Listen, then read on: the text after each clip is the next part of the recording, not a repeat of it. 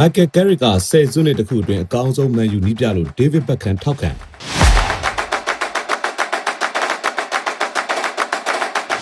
မန်ယူကန်တွင်ကစားသမားတို့ဖြစ်တဲ့ David Beckham ကလက်ရှိမန်ယူနီးပြ Michael Carrick ဟာပြီးခဲ့တဲ့10စုနှစ်တခုအတွင်းတာဝန်ယူခဲ့တဲ့မန်ယူနီးပြတွေထဲမှာအကောင်းဆုံးနီးပြဖြစ်တယ်လို့ပြောခဲ့ပါတယ်။သုံးပွဲတွေကိုရော်စားမှန်ကန်စွာကစားခြင်းနဲ့မိတ်ဆွေတို့အတွက် Lucky မြတ်သူရ Football Service မှာ iBet 789နဲ့555 mix တို့ကိုအကောင့်တစ် bonus တွေနဲ့စိတ်ကြိုက်ကစားလို့ရနေပါပြီ။စိတ်ဝင်စားလို့ကစားခြင်းတော့ Viber နံပါတ်39 699-233-113မှာလာရောက်ကစားဖို့ဖိတ်ခေါ်လိုက်ပါတယ်။ David Beckham ကမန်ယူကိုယာယီနီးပြအနေနဲ့ရောက်လာချိန်မှာ Michael Carrick ဟာပြင်းထန်တဲ့စိန်ခေါ်မှုတွေနဲ့ကြိုးဆိုခံခဲ့ရတာပါ။ဒါပေမဲ့သူဟာလှုပ်တင်လှုပ်ထိုက်တာတွေကိုအကောင်းဆုံးလှုပ်သွားခဲ့တယ်။အသင်းအတွက်တကယ်လိုအပ်နေတဲ့အရာတွေပြန်ရလာအောင်လှုပ်ဆောင်ပေးနိုင်ခဲ့တယ်။ဒါဟာမန်ယူကိုပြောင်းလဲသွားစေခဲ့တာဖြစ်ပါတယ်။သူလှုပ်ပြခဲ့တာတွေကပြီးခဲ့တဲ့10စုနှစ်တခုအတွင်းမန်ယူကိုတာဝန်ယူခဲ့တဲ့နီးပြတွေထဲမှာအကောင်းဆုံးလှုပ်ပြခဲ့တာဖြစ်တယ်လို့ပြောခဲ့ပါတယ်။ Michael Carrick ဟာမန်ယူကိုလက်ရှိချိန်ထိ10ပွဲကင်တွယ်ခဲ့ရမှာ9ပွဲနိုင်2ပွဲတည်1ပွဲရှုံးခဲ့ပြီးရမှန်23ပွဲရအောင်စွမ်းဆောင်ပေးနိုင်ခဲ့ပါတယ်။ Michael Carrick ဟာမန်ယူကိုတပွဲပြန်များရမှန်1.3 မှတ်အထိရအောင်စွမ်းဆောင်ပေးနိုင်ခဲ့တာပါ။